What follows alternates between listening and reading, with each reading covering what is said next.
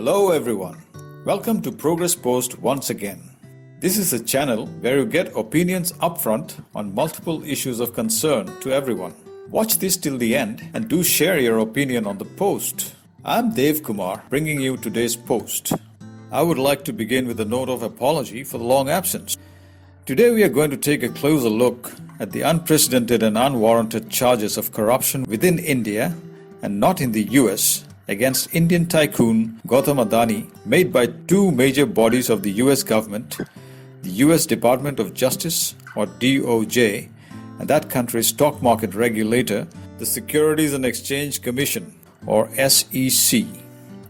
Now, how does it make sense for these two US government bodies to press serious corruption charges against an Indian businessman for alleged corrupt practices in his own country, India? And what are the charges? As per an Indian Business Daily, Business Standard, the US Department of Justice has criminally indicted Adani and several of his business associates on 5 counts, including promising over $265 million in bribes to Indian government officials to secure solar energy contract, conspiring to commit securities and wire fraud, and orchestrating a multi-billion-dollar scheme to defraud US investors and global financial institutions by issuing false and misleading statements. Now, if you look at these charges closely, you will notice that all of these are rather speculative in the sense that they anticipate Adani would commit all these illegal acts sometime in the future. Mind you, their charges don't say that Adani has committed these acts. They say that they have presumed that he'll commit these acts. That's quite interesting, if not intriguing.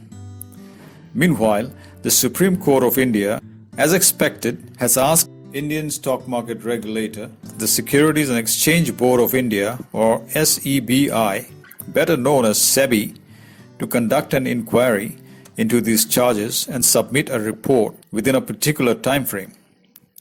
Let's look at it positively. The sooner SEBI submits the report, the better, and truth will prevail. Let's wait and see what remains of this whole issue after 20th of January 2025 when Donald Trump takes over as the next president of the USA. You might be wondering, how are criminal charges against an Indian businessman Gautam Adani related to the next president of the US taking office? Rest assured, they are related in many ways. Remember, there was some talk in the media, both traditional as well as online, about Adani congratulating Trump on his victory in the US presidential elections. Is he paying a price for that? Maybe he is. Also, do you remember the incumbent President Biden and President-elect Trump meeting at the White House where Biden had assured Trump of what he called a smooth transition, following up on his public statement in this regard? And what happened soon after this meeting between Biden and Trump? The US announced supply of long-range missiles to Ukraine that can cover a distance of 300 kilometers for the first time since the war in that country began. What happened next? Ukraine fired 6 of these missiles quite deep into Russia, and then the Russian state-owned media, Russia Today, announced that 5 of these were shot down, while 1 fell in a desolate area and caused no harm. They did show some footage of the missile wreckage. Now this incident set alarm bells ringing in Russia, where it is seen as an escalation with direct NATO involvement. The Russian President Putin himself decided to respond to this escalation and announced that Russia has modified its nuclear doctrine from no first use to one where it could launch a preemptive nuclear strike not just within Ukraine, but even beyond to the west, deep into NATO territory. These long-range US-supplied missiles won't be able to change Ukraine's fortunes, as is already evident from the way the Russian air defenses have tackled them. So why did Biden approve the supply of these missiles to Ukraine just a month before he leaves office? Was it intended to be a parting shot at Donald Trump? From the way Trump came up all guns blazing at Putin's nuclear escalation threat, it does appear that old Joe has hit bull's eye and forced Trump to take a stand against Putin's saber-rattling. That would make it difficult for Trump to cool down the rhetoric against Putin's Russia anytime soon. It's now a question of America's self-respect, something that Trump is committed to. Well played, Joe. Biden still has a few trump cards up his sleeve, and it wasn't long before he played the next one in the form of the US Department of Justice's bizarre indictment motion against Indian tycoon Gautam Adani that I just spoke about in the beginning of this post. Those who have been following the Biden administration's animosity against Adani in particular and the Modi government in India in general would have understood that the indictment by the Department of Justice is going to make it very difficult for Trump to ease relations with India anytime soon. So old Joe has let go another parting shot at Trump, and it seems there's going to be a few more before Trump takes over on the 20th of January.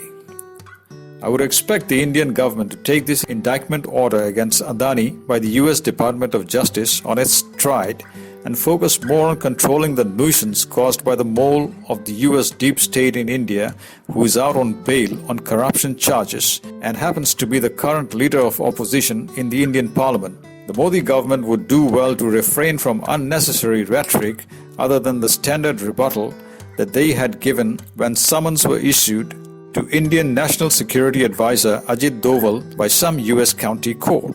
That was another deep state tactic to pressurize the Modi government, as is this current provocation by the US Department of Justice by indicting Gautam Adani on charges that are based on speculation that he might do things that they have presumed.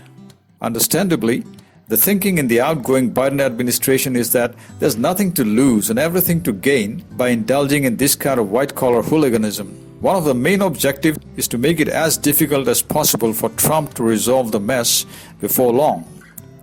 The Russians have made the mistake of reacting to the provocation in the way old Joe wanted. Let's see how our Indian leadership responds to this provocation, especially keeping in mind that India's stakes in the US are way higher than those of Russia's. This brings us to the end of this post. If you have watched the post this far, then I hope you found it interesting and informative. So please like and share it in your circles, and do subscribe to the channel if you haven't done so in order to get notified of future posts. Thank you.